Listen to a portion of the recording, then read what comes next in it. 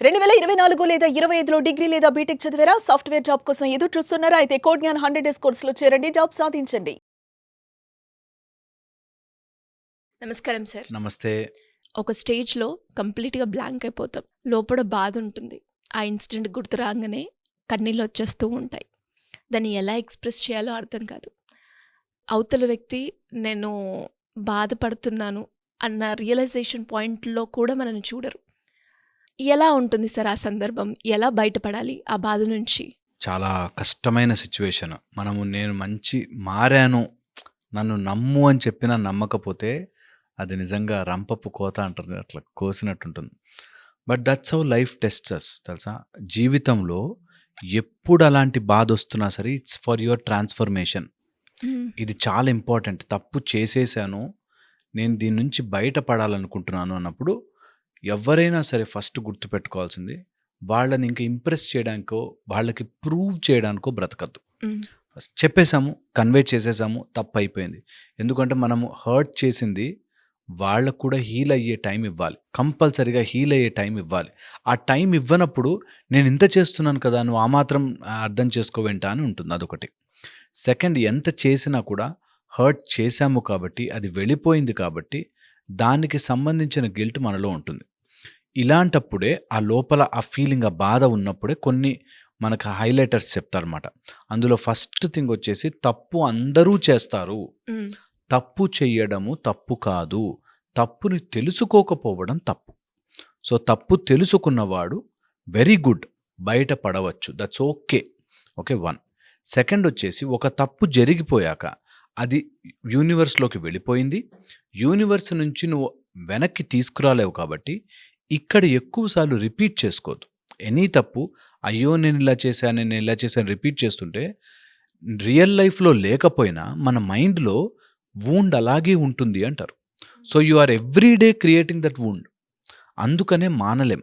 So, బాధ లోపల నుంచి పోదు. థర్డ్ థింగ్, ఒకవేళ అట్లా బాధ ఉంటే please divert your self for higher purpose. నువ్వు ఇక్కడ నుంచి టీవీ చూస్తావు. కానీ టీవీలో ఇంకోదైనా సీన్ వస్తే మళ్ళీ you will connect come back, అయిపోతాం. కనెక్ట్ అయిపోతాం. సో, అందుకని హయ్యర్ పర్పస్‌కి కనెక్ట్ అవ్వాలి. సో, హయ్యర్ పర్పస్ నీకు ఎక్కడో చోటు ఉంటుంది. అండ్ మనిషి యొక్క బాధ, ఇది చాలా చాలా ఇంపార్టెంట్, గుర్తుపెట్టుకోండి. మనిషి యొక్క బాధ 7 లెవెల్స్‌లో మన లోపల చేరుతూ ఉంటుంది. 7 లెవెల్స్‌లో. ఏంటేంటి సార్ అవి? ఫస్ట్ వచ్చేసి మన మూలాధారం దగ్గర నుంచి చెప్పుకుంటే అలా తీసుకుంటే 7 లెవెల్స్‌లో 1 is basic need and necessity. Need and necessity లేక బాధ వస్తుంది. ఓకే. తర్వాత వచ్చేసి మన స్వాదిష్టాన. స్వాదిష్టాన అంటే ఆ డిజైర్ తీరక. ఓకే. ఆ డిజైర్ తీరక నా కోరిక, నేను కోరుకుని చేశాను ఇది. నాకు ఆ కోరికని సరిగ్గా మనం మేనేజ్ చేసుకోలేకపోయినా బాధ వస్తుంది. హుహు. థర్డ్, ఆ బాధ అలా స్టోర్ అవుతుంది. మనకి ఈ సీన్ వల్ల అనిపిస్తుంది కానీ యాక్చువల్‌గా మన లోపల బాధ స్టోర్ అవుతుంది అలా. హుహు. సో, చాలామంది ఏమనుకుంటారు, ఇక్కడ ఇది జరిగింది, నన్ను ఆయన ఫర్గివ్ చేయట్లేదు, నేను మాట అనేసాను అయిపోయింది, నేను కొట్లాడేసాను అయిపోయింది అని ఇక్కడ ఆలోచిస్తారు. యాక్చువల్‌గా it is stored in our body in that levels. అందుకని మనకి బాధ. అందుకని మనకి లోపల కలెక్ట్ అయిపోయిన సారోనెస్ ఉంటుంది. ఓకే. థర్డ్ వచ్చేసి మణిపుర. మణిపురాలు ఇఫ్ యూ డోంట్ అచీవ్, అది సమ్ ఫార్మాట్‌లో మనకు బాధగా వచ్చేస్తుంది. ఏదో రకంగా మన జీవితంలోకి బాధ రూపంలో వచ్చేస్తుంది. ఓకే. ఫోర్త్ వచ్చేసి మనకి అనాహత. అనాహత ఈజ్ ఐ విష్. అందరూ ప్రేమ లేకపోవడం వల్ల బాధపడతారు. నిజంగా ప్రేమ ఉంటే, ప్రేమ మూర్తులుగా మనం మారిపోతే, ఓన్లీ లవ్. ఒక చెట్టు పెరిగింది, నువ్వు నాకు ఎంత నీళ్లు పోసావురా, నీకు ఎన్ని ఫ్రూట్స్ ఇవ్వాలి ఆర్ ఎన్ని ఫలాలు ఇవ్వాలి అని ఆలోచించకుండా చెట్టు దాని ఫుల్ ఫ్లెడ్జ్డ్ ఓపెన్నెస్‌ని ఓపెన్ చేస్తుంది. అలాగా you have to be really loving. అప్పుడే మనలో బాధ తగ్గుతుంది. ఇది తెలియదు చాలామందికి. అండ్ నెక్స్ట్ వచ్చేసి ఫిఫ్త్ విశుద్ధ, మన మాటలు. ఎప్పుడైతే మాటని సరిగా చేసుకోమో, మాట అనగానే మాట అవుట్ సైడ్, మాట ఇన్సైడ్, దీన్ని సరి చేసుకోమో అన్ని రోజులు సఫర్ అవుతారు. మా దగ్గరకు వచ్చేవాళ్ళు చాలామంది వైఫ్ అండ్ హస్బెండ్ మాట్లాడుకోవడం చేత కాకే, ఏది ఎక్కడ చెప్పాలో అర్థం కాకే, దీన్ని మేనేజ్ చేసుకోలేకే ఇబ్బంది పడతారు. So, any sorrow into your life, నీ లైఫ్‌లోకి ఏ బాధ వచ్చినా అది మోసం చేయడం వల్లో అప్పుడు ప్రాబ్లం వల్లో కాదు. నీ జీవితంలో ఇన్ని లేయర్లుగా బాధ ఉండిపోయింది. ఓకే. నెక్స్ట్ ఆజ్ఞ. You are not able to see that side of life. అందుకోసమే మనకి తెలుసుకోండి, తెలుసుకోండి, జ్ఞానం పెంచుకోండి అని ఎందుకు చెప్తారంటే, if you don't see the other dimension of life ఎప్పటికీ బాధ పోదు తెలుసా. అంటే నాకు ఏది బాధ కలగకుండా ఉండాలి అనేది ఇంపాసిబుల్ ఇన్ హ్యూమన్ లైఫ్. అందుకని ఇక్కడ స్ట్రెంథెన్ చేసుకుని అవతల వ్యక్తికి ఒక స్టోరీ ఉంటుంది. వాళ్ళు డెవలప్ అయిన లేయర్లుగా ఉన్నప్పుడు కొన్ని ఫర్గివ్ చేయలేరు, కొన్ని మిస్టేక్స్ ఉంటాయి. కొంత వాళ్ళ జీవితంలో మనకి ప్రతి మనిషి ఇది బాగా అండర్లైన్ చేసి గుర్తుపెట్టుకోవాలి. 100% ఎవరూ రివీల్ కారు. నేను ఒకటి చెప్తున్నానంటే నేను 100% రివీల్ చేయలేను. కొన్ని మాట్లాడలేము, కొన్ని చెప్పలేము, కొన్ని ఫిల్టర్ అయిపోతాయి, న్యాచురల్గా ఫిల్టర్ అయిపోతాయి. సో అందుకని ఆజ్ఞ దగ్గర కూడా స్టోర్ అయ్యి ఉన్న గ్రీఫ్ అండ్ సారనెస్ దాన్ని మనం ఎప్పుడు రుచి చూడం. ఓకే. అది దాటి వెళ్తేనే సుఖం అనే ఆనందం వస్తుంది. నెక్స్ట్ వచ్చేసి when you have godly relation, godly connection ఉంటే సహస్రారం.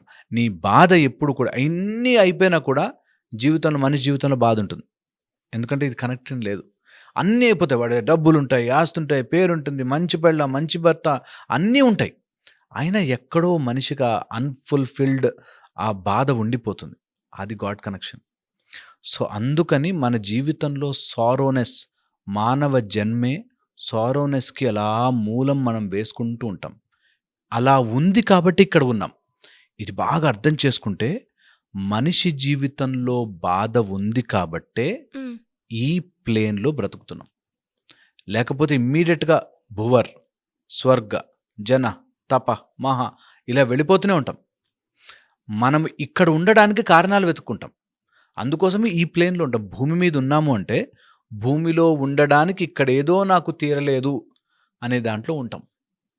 అది మూలాధారం దగ్గర ఉంటే బేసిక్ నీడ్స్, ఆఫీస్లో గొడవ, పక్కింటోడితో గొడవ, వీటిలో ఉండిపోతారు. సో సారోనెస్ ఇన్ని లేయర్లుగా, ఆ బాధ ఇన్ని లేయర్లుగా మనకు ఎలా కనిపిస్తుంది బయట, వాడు నన్ను మోసం చేశాడు, బాయ్ ఫ్రెండ్ వదిలేశాడు, గర్ల్ ఫ్రెండ్ చీట్ చేసింది, ఈ టైప్లో ఉంటుంది. యాక్చువల్గా సారోనెస్ మన లోపల నుంచి అలా బాధ పేరుకుపోయి జన్మ జన్మలుగా ఉంటుంది. ఎప్పుడైనా బాధ వచ్చింది అనగానే ఎవరైనా this is my spiritual elevation time అని ఫిక్స్ అయ్యి పక్కకి జరిగి దే హ్యావ్ టు స్టార్ట్.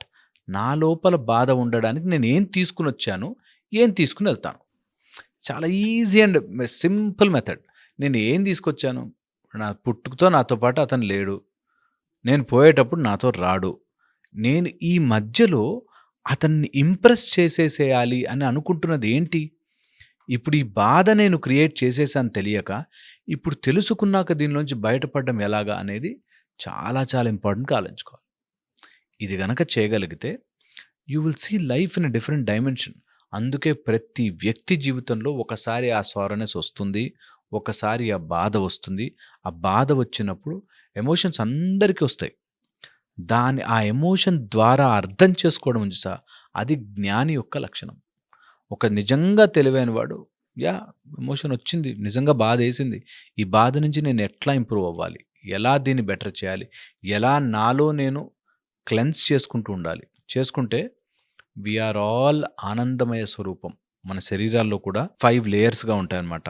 అన్నమయ, ప్రాణమయ, మనోమయ, విజ్ఞానమయ, ఆనందమయ. వీఆర్ యాక్చువల్లీ ఆనందమయ. ఈ లేయర్లుగా ఉంటాము కాబట్టే ఇక్కడ బ్రతుకుతున్నాం. దీన్ని సారో దొరికినప్పుడు దాటేయాలి బయటికి. దాటడమే practice. That is what you should do. It is not a single day subject. దీన్ని స్లోగా లేయర్లుగా తీసుకుంటూ వెళ్ళాలి. లేయర్గా పీల్ ఆఫ్. దట్ ఈ బాధ ఎందుకు, నన్ను వాడేమనుకుంటాడు, ఆ బాధ ఎందుకు అంటే మోసం చేశాను కదా, ఆ బాధ ఎందుకు చేస్తే నా గురించి ఏమని, ఇలా అన్ని లేయర్లుగా స్కిన్ తీస్తున్నట్టుగా పీల్ చేస్తే ఒరిజినాలిటీ బయటకు వస్తుంది.